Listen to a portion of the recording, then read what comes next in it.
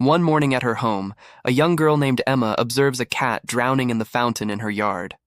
Showing no emotion for the struggling animal, she simply closes the curtains and begins preparing for her school day. She meticulously marks her calendar and arranges her many trophies, revealing a highly organized and accomplished nature. During breakfast with her widowed father, David, she mentions that her school is awarding a medal to the ideal student that month, a prize she is determined to win. She also probes as to whether David will resume dating, but insists the matter is of no concern to her. Just then, her Aunt Angela arrives to announce she has found a new nanny for Emma. Emma protests, stating she doesn't want another nanny following the death of the last one and wishes Angela would care for her instead. However, Angela's own job makes this impossible. Emma then brings up the dead cat in the fountain, forcing David to go and retrieve the carcass. At school, a wasp flies into the classroom, causing all the children to panic. Emma, however, remains composed and uses a cup to safely trap the insect before releasing it out the window. A classmate named Milo asks how she did it, and Emma explains that there is a nest in her backyard, and her father taught her that wasps only sting when they feel threatened. Meanwhile, David interviews a woman named Chloe and hires her as the new nanny, with her start date set for the following week. Later, Emma notices Milo admiring another girl's wristwatch. When that girl goes outside to play, Emma deliberately trips her, making it appear to be an accident. She then helps the girl to her feet to maintain a good image with the teacher, all while secretly pocketing the watch. In the evening, Emma practices smiling in front of a mirror, perfecting her sweet and innocent facade. The next morning, she dons her finest dress and asks her father for assistance to ensure she looks perfect. The school holds a large ceremony, but the student who wins the merit medal is Milo. Emma applauds with the rest of the attendees, but the tapping of her foot betrays her deep annoyance. After the ceremony, David speaks with a teacher, Mrs. Ellis, who remarks that while Emma is a brilliant student, she seems to exist in a world of her own. During the after-party, Emma complains to David that she was the one who deserved the medal, rattling off a list of Milo's shortcomings. David reprimands her, prompting Emma to apologize and claim she is happy for her friend. Afterward, while the adults are conversing, Emma invites Milo to play in the nearby forest. They climb to the top of a seaside cliff, where Milo becomes uneasy as Emma's demeanor turns strange and unsettling. A short while later, Emma returns to the party alone and tries to persuade David that it's time to leave. When Milo's parents inquire about their son, Emma claims she hasn't seen him for some time. Suddenly, screams erupt from other children who have discovered Milo's body on the shore below. His parents rush to his side and administer CPR, but their efforts are futile. That night, David discusses the tragic event with Angela. He expresses his concern about how it will impact Emma, who is secretly listening to their conversation from the next room. The following morning, David tries to get Emma to open up about Milo's death, but she insists there is nothing to discuss. Soon, Chloe arrives and David gives her a tour of the house before departing. Later, Chloe finds some medication in the bathroom and pilfers a few pills. She then watches a movie with Emma and dismisses the story as stupid, a comment Emma clearly resents. When Chloe asks about Milo's death, Emma coldly states that her sadness is irrelevant since he is dead regardless. Chloe also casually inquires about David's relationship status. Emma reveals that David had dated someone for a time, but she disliked the woman, so he ended the relationship. She then reveals that she witnessed Chloe stealing the pills and uses this knowledge to blackmail her. Emma is now allowed to stay up past her bedtime and eat ice cream with cookies, with Chloe forced to serve her. Sometime later, Milo's funeral takes place at the school, where everyone is in tears except for Emma. David speaks with Milo's mother, who tells him that the merit medal is missing and asks him to send her any photos he took at the party. Back at home, while cleaning Emma's room, David nearly discovers the medal hidden under her bed, but Emma creates a timely distraction. David then reviews his photos and notices Emma's persistent gaze fixed on the medal in every shot. The next day, Mrs. Ellis visits David accompanied by a lawyer. They reveal that Emma was the last person seen with Milo heading into the woods and want to know if she saw or heard anything. They find it strange that Milo, who could not swim, would have climbed to the top of the cliff. Chloe observes Emma eavesdropping on the meeting and correctly surmises what she did. When the lawyer suggests that Emma could have been responsible for Milo's death, Emma deliberately smashes a cookie jar in the kitchen to create a diversion. Mrs. Ellis and the lawyer decide to leave as David tends to Emma's feigned injury. He asks her if she knows anything, and she swears she doesn't, calling Mrs. Ellis a liar who has always disliked her. Emma even feigns sadness over Milo's death to placate her father. Afterward, David takes a shower. Upon exiting, he finds Chloe waiting in his room. She claims she was only there to ask a question. The next morning, Chloe finds David in his workshop, and he asks her about Emma's well-being. Chloe pretends to adore the girl but is clearly more interested in prying into David's personal life. In the afternoon, Chloe takes Emma for a walk and tells her that David has been asking many questions, indicating his suspicion. Chloe, however, claims to have been protecting Emma. The pair pauses when they see Mrs. Ellis visiting Milo's house, and Chloe taunts Emma, remarking that she needs to concoct a convincing story as the police close in on the truth. When they get home, Emma reminds Chloe about the stolen medicine, threatening to expose her if she talks. Unfazed, Chloe shares a chilling description of murderers dying in the electric chair. Sometime later, Chloe is looking for Emma, but cannot find her anywhere, failing to notice that the wasp nest from the yard is gone. While searching Emma's bedroom, she finds the medal concealed under the bed. Meanwhile, Mrs. Ellis is driving her car when she is startled by a wasp.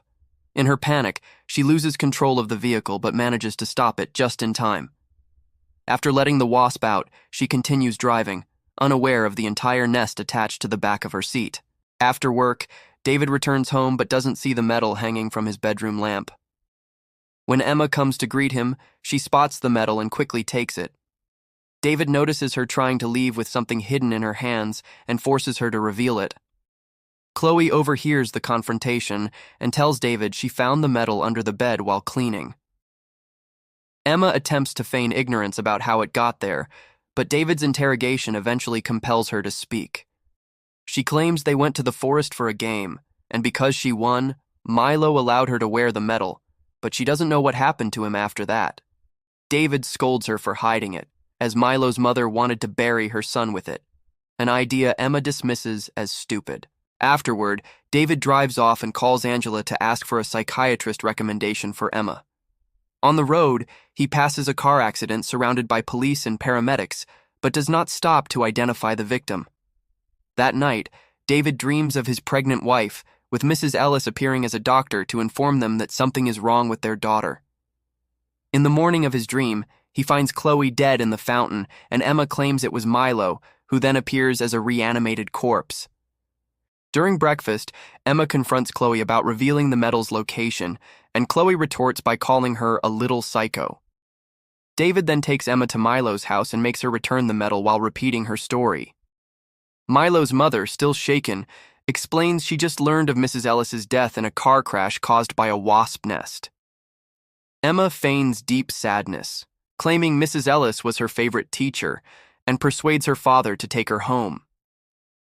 On their street, Emma happily declares that they won't have to talk about Milo anymore and runs off, asking for cupcakes. Later, in his workshop, David realizes the wasp nest is missing. That night, he researches childhood psychopathologies and begins to suspect that Emma may be a sociopath. The next day, he tells Emma he is taking her to a doctor, but fails to see the blood on her hand. At the doctor's office, David speaks first, detailing Emma's lack of emotional response. Then, the doctor chats with Emma, who insists there is nothing wrong with her. When Milo is mentioned, Emma falsely claims she cried for 2 days straight. They talk for a while, and David is shocked to hear them laughing together. The doctor concludes that Emma is perfectly fine and sends her home, reassuring David that he has no cause for concern. When they arrive home, David finds Chloe sunbathing in provocative attire. Later, Chloe checks on Emma and taunts her for having no friends. She confirms she is pursuing a relationship with David, and Emma warns her to stay away from her father, but Chloe reiterates that she is not afraid of her. That night, David has a date, and before he leaves, Emma makes it clear she never wants a stepmother. While Chloe is watching TV, the lights begin to flicker. She hears a noise and follows it to the workshop. As she steps inside, the door suddenly slams shut behind her. She tries to open it without success and screams for help. The other door then closes, triggering a trap that sets the room ablaze. Emma watches from the window as Chloe punches the glass in a desperate attempt to escape, only injuring herself. As she stumbles back in pain, the flames engulf her body, a sight Emma watches with clear enjoyment. Moments later, David returns home to find police and firefighters at the scene. They inform him that Chloe is dead, and the workshop has been reduced to ashes, causing David to vomit. He rushes to embrace Emma, who has told the police that Chloe had a habit of smoking in the workshop. After the authorities depart, David forces Emma to tell him the truth about what happened on the cliff. Emma claims she took the metal, and when Milo got angry, she only pushed him to create distance. His fall, she insists, was an accident, and she didn't believe him when he shouted that he couldn't swim. Next, David questions her about their first nanny. Emma explains that the woman had grabbed her arm, and she kicked her in response, causing the nanny to fall down the stairs. Coldly, Emma asserts that the nanny, as the adult, should have been able to protect herself better. David yells at Emma upon confirming she was also behind Chloe's and Mrs. Ellis's deaths. Emma screams back, reiterating that she doesn't want a stepmother and complaining that her father did nothing about Chloe's theft. Afterward, David tries to call the doctor, only to find she is on vacation. The next morning, the sheriff calls, needing to question both him and his daughter. David tells him that Emma is very ill and that he has a busy work schedule, so they arrange a meeting for Monday. David then wakes Emma and has her pack a bag so they can leave. After a long drive, they arrive at their lake house, a place David normally dislikes. The housekeeper, Brian, briefly welcomes them before returning to his shack. In the evening, David calls Angela to inform her of their whereabouts and remembers there is a gun in the nightstand. Later, the sheriff calls again to report that the workshop fire was arson and the lab will soon identify the culprit. After hanging up, David goes to the bathroom, where a shadow moves behind the shower curtain. A burnt hand suddenly grabs him, and he screams upon finding Chloe's body in the tub, but it's just another nightmare. The next day, David ignores another call from the sheriff. Emma takes a walk in the forest and returns to find her father watching a documentary about sociopaths. David receives a text from the sheriff asking to talk, which he also ignores. He then notices Emma watching him and admits he no longer trusts her. That night, David stares at the gun, contemplating his next move. After David falls asleep, Emma kisses his cheek and opens every gas valve in the house before heading down to the lake. The strong odor wakes David, who rushes downstairs and closes all the valves, narrowly saving himself. He sees Emma by the lake and confronts her, asking why she did it. Emma explains that she wants to go live with Angela. David takes her hand and leads her back inside.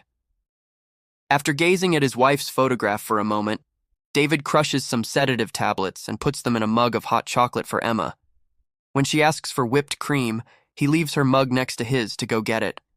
They drink together until Emma falls asleep. Afterward, David calls Angela and tells her everything Emma has done, but she refuses to believe him. He also announces that he has been forced to make a difficult decision. In the middle of the night, Emma wakes up and goes to David's room. She places the gun in his hand and fires, but the shot goes wide, hitting the pillow instead. David awakens and realizes he can barely move. Emma had switched the mugs, and he drank the sedatives.